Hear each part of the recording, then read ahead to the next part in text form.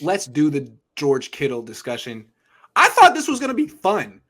No one had anything to talk about. I flipped through this out there. People got so mad at me on Twitter, like, you shut the hell up when you talk to me. So, Jack, is George just totally off limits? Am I way off base here? Is this not even a discussion?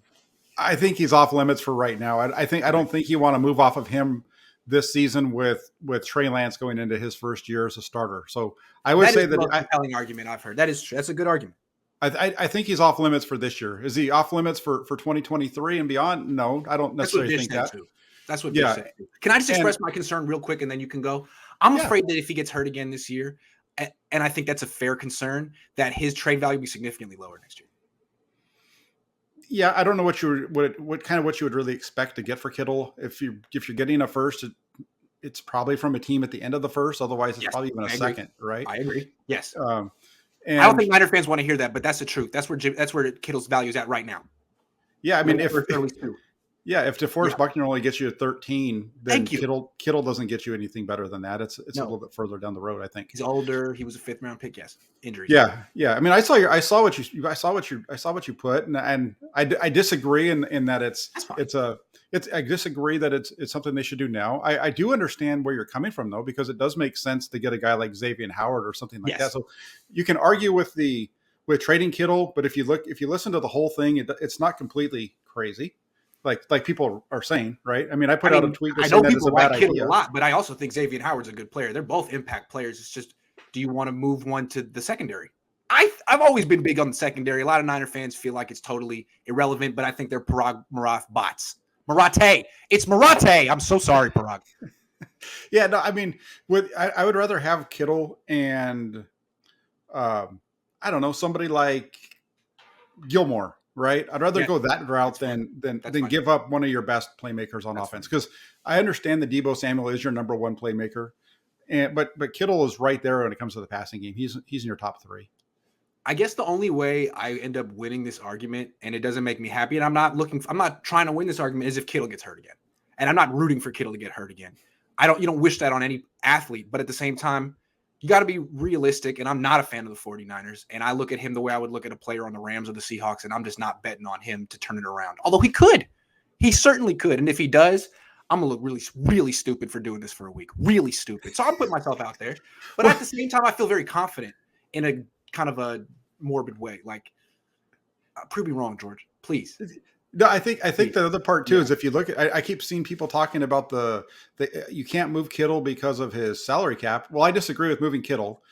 The salary cap piece isn't the limiting factor that everybody thinks it is. If you make the trade especially if you're trading players, you don't have to make the trade now. You can make that trade after June 1. Right. And I believe if the 49ers would do that, both teams would benefit because the 49ers would not incur the dead cap hit that they dead cap only goes from like 12 to like 4, right? So that's doable. And on top of that, I think Howard, what they'd be adding for Howard is only about $10 million of his contract for that year. So, I mean, the numbers make sense if you really want to get down into that part of the argument. I just don't think you move on from Kittle. And really my biggest beef with you on this whole thing was really the Bill Walsh piece of it, to be honest with you. You were right. But I had this before my time. He did say that, but then he didn't act on it. Seifert did. And then I had my facts wrong. He didn't trade freaking Craig or Lott, but actually what they did was just as cold. They just was like, you're under contract. Now you're not. See ya. They essentially cut him. Very cold, the NFL. Anyway, you're right. I'm wrong. I should probably not talk about stuff that happened in the 80s because I really wasn't there. Sorry.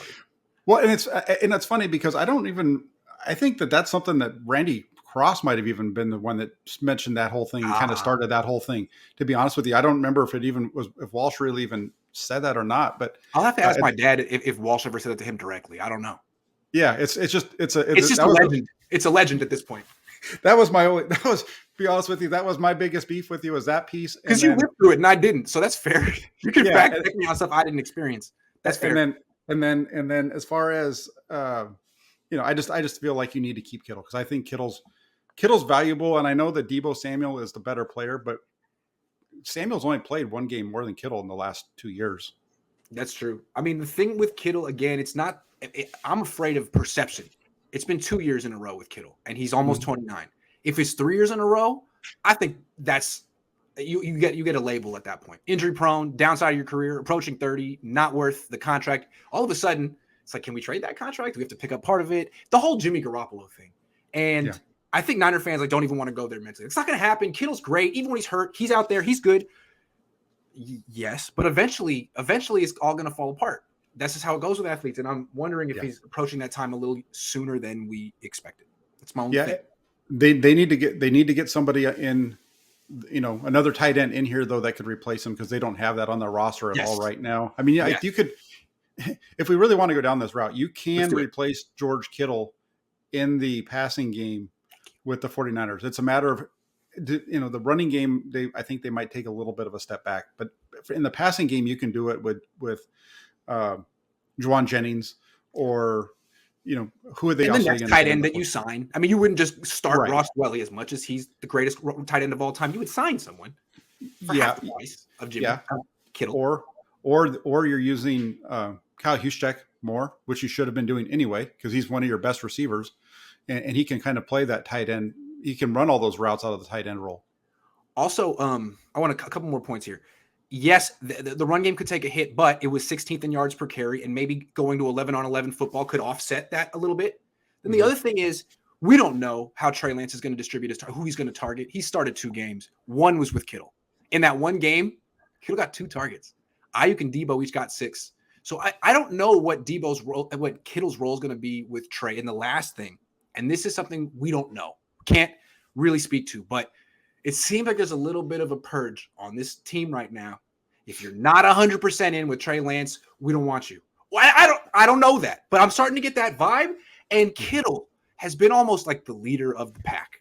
And if there's any question about where his loyalties are, I'm just saying. Now, he could be Trey Lance's biggest supporter, and I don't know. So I don't want to say one way or I don't know. But that's a factor too. The tight end coach just got bounced. Maybe the tight end coach was a big Jimmy guy. Maybe I know Kittle's a big Jimmy guy, so that's one last thing to think about. Yeah. That could be a piece of it. I'm not sure on that piece as much I have no idea. I just wanted to say it because I'm a muckraker. It's what I do. you're what was it you got called yesterday? You're a something snake. A snake in the grass. A greasy snake. That sounds worse than a regular snake. Snakes are bad enough. Now he's greasy. Damn. Sorry. What an image. Okay, so Kittle you and Vish are both wait a year. And I'm like, all right, man, I hope that even if he does get hurt, he's still worth a lot. Vish says Gronkowski got hurt relentlessly and he was still worth a lot. I'm a little worried about Kittle's value. That's all I'm saying. But I'm a worry word. It's what I do. I was raised that way. That's your job. It's my job. Okay, Vinny Boy says Jimmy Garoppolo, bad game, injury excuses. What? So throwing out shoulder excuse? So he's saying that when Garoppolo has a bad game and I think he's what he's saying there's Garoppolo has a bad game and they use injury to excuse it. Mm-hmm. And then as far as the fear, they might fear that there's not enough interest. And so they're using the shoulder as a reason why they're not going to get what they were hoping to get. It's not that no one wants him. It's that he's not quite available yet. Oh, yeah. I love that. Or healthy enough to get a Gardner that first or second that people thought they were looking for. Yeah. And it's funny, like we were supposed to start hearing news about the trade talks because everyone's at the combine. This is where things pick up. And what's the first thing you hear? He's not going to be ready for a while. Yeah. I just really hope he's back on the Niners next year so we can run it back. I want to run it back. Just for my own personal selfish reasons. LeBlue49 says, Grant, I'm with you about Kittle, but I would like to see what he looks like at the beginning with Trey Lance. Maybe revisit this trade at the trade deadline. That's reasonable. Mm-hmm.